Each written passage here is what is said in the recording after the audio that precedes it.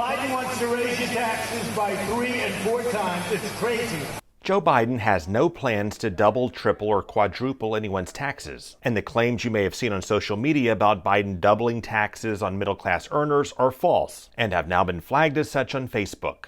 Biden's proposals would increase tax revenue up to $4 trillion through the course of a decade. But Biden has promised not to raise income or payroll taxes on people making less than $400,000 a year. Biden wants to increase payroll taxes on those making more than $400,000 a year, cap itemized deductions for the wealthy, and tax capital gains as ordinary income for those making more than $1 million. Also, when President Trump signed the new tax law, it lowered the top income rate to 37%. Biden wants to restore that top rate to 39.6%. Budget analysts have concluded nearly all of Biden's proposed income tax hikes would be paid for by those making more than $400,000 a year. But Biden is also proposing changes to corporate taxes that could have an indirect impact on take-home pay. Specifically, Biden wants to raise the top corporate tax rate from 21% to 28%. It's time corporate America paid their fair share of taxes.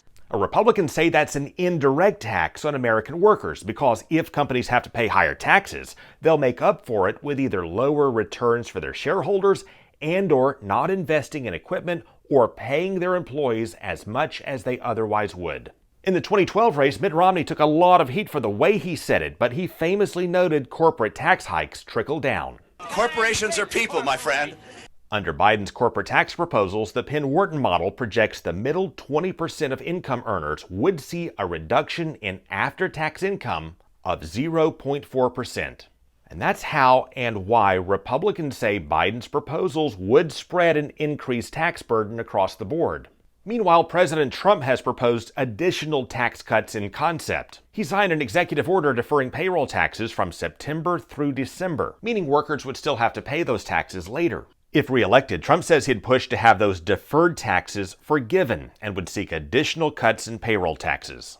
He's also favored additional cuts in capital gains taxes and would likely try to make the taxes he cut in 2017 permanent.